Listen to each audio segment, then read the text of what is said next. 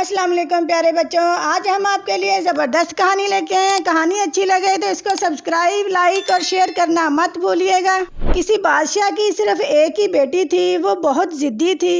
ایک دن صبح کو وہ باغ میں ٹہلنے کے لیے گئی تو اس نے پھولوں کی پتیوں پر شبنم کے قطرے چمکتے ہوئے دیکھے۔ شبنم کے یہ قطرے ان ہیروں سے زیادہ چمکدار اور خوبصورت تھے جو شہزادی کے پاس تھے۔ شہزادی سیدھی محل میں واپس آئی اور بادشاہ سے کہنے لگی، مجھے شبنم کا ایک تاج بنوا دیجیے۔ جب تک مجھے تاج نہیں ملے گا میں نہ کچھ کھاؤں گی اور نہ پیوں گی۔ یہ کہہ کر شہزادی نے اپنا کمرہ بند کر لیا اور چادر اوڑھ کر پلنگ پر لیٹ گئی۔ بادشاہ جانتا تھا کہ شبنم کے قطروں سے تاج نہیں بنایا جا سکتا، پھر بھی اس نے شہزادی کی ضد پوری کرنے کے لیے شہر کے تمام سناروں کو بلاوا بھیجا اور ان سے کہا کہ 3 دن کے اندر اندر شبنم کے قطروں کا تاج بنا کر پیش کریں، ورنہ تمہیں سخت سزا دی جائے گی۔ بیچارے سنار حیران پریشان کہ شبنم کا تاج کس طرح بنائیں۔ ان سناروں میں ایک بوڑھا سنار بہت عقل مند تھا۔ سوچتے سوچتے اس کے دماغ میں ایک ترکیب آئی۔ وہ دوسرے دن صبح محل کے دروازے پر گیا اور سپاہیوں سے کہا کہ وہ شہزادی کا تاج بنانے آیا ہے۔ سپاہی اسے شہزادی کے پاس لے گئے۔ بوڑھے سنار نے شہزادی کو جھک کر سلام کیا اور بولا،